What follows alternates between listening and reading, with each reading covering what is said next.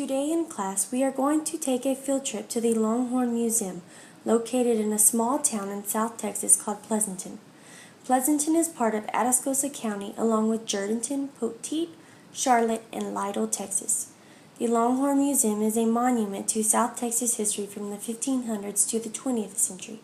The museum is full of memorabilia that was donated by residents and business owners in Atascosa County. The Longhorn Museum was a gift from a local country radio station in the city of Pleasanton on May 15, 1983. The radio station was KBOP 1380 AM and was the first country radio station in the Lone Star State of Texas. The DJs were famous country singers Willie Nelson and Johnny Bush. When the KBOP was no longer running, most of the equipment and country music memorabilia, including autographed pictures of the country artists, were donated to the Longhorn Museum. In the 1720s, when the Mission San Jose in San Antonio, Texas was established, the occupants living within grew crops on a farm 2.5 miles long, and the stock were kept at a ranch 25 or 30 miles away called El Atascosa. This name may sound familiar to some of you. This is because El Atascosa Ranch is now Atascosa County.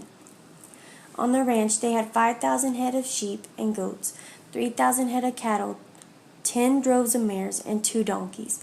San Jose Mission employed 150 workers who took complete charge of the land, acting as mule drivers, masons, cowboys, and shepherds. When the ranchers needed to round up the cattle, they decided to jump on the horse and use the horse to guide the cattle where they needed to go.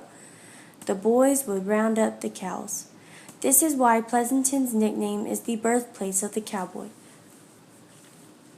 So in the coming years, cattle were all over Texas, and people up north paid a lot of money for cows. But because Texas had so much more cattle than any other state at the time, cowboys could afford to sell them for much cheaper than they were up north.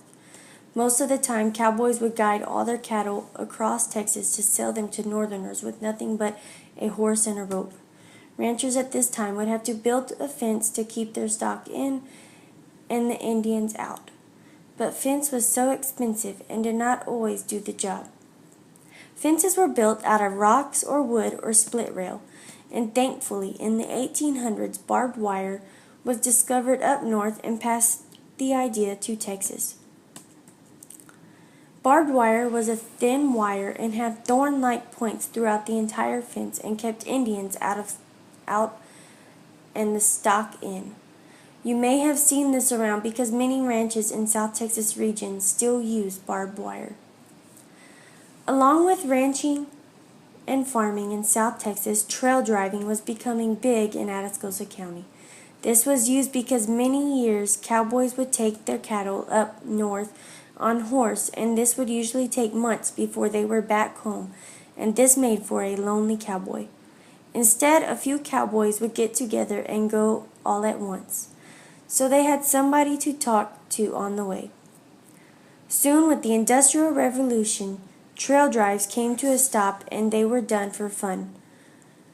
With the Industrial Revolution, railroads were put all over the state of Texas.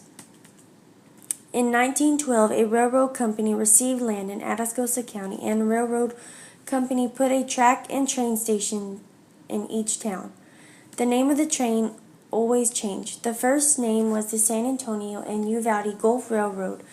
Then it was the Missouri Pacific Gulf Coast Lines, and finally it was the Union Pacific. Throughout all the name changes, people began calling it the Sausage, and sometimes you still hear people calling it by its nickname today. The Union Pacific donated a caboose to the Longhorn Museum so people can go and see what it was like to be inside a train in the 1900s. The Sausage was a big help to the cowboys in the time. They would take the cattle into the town to the train station and load them up on the train. The railroad was a phenomenon to the South Texas. The cattle were shipped up north and sold much faster. The cowboys were able to make more money faster.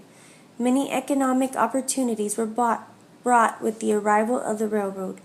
Atascosa County's population grew so much at this time. With this, people were able to open banks, grocery stores, doctor's offices, and gas stations. Atascosa County takes great pride in the Longhorn Museum and all the history that it represents for the South Texas region.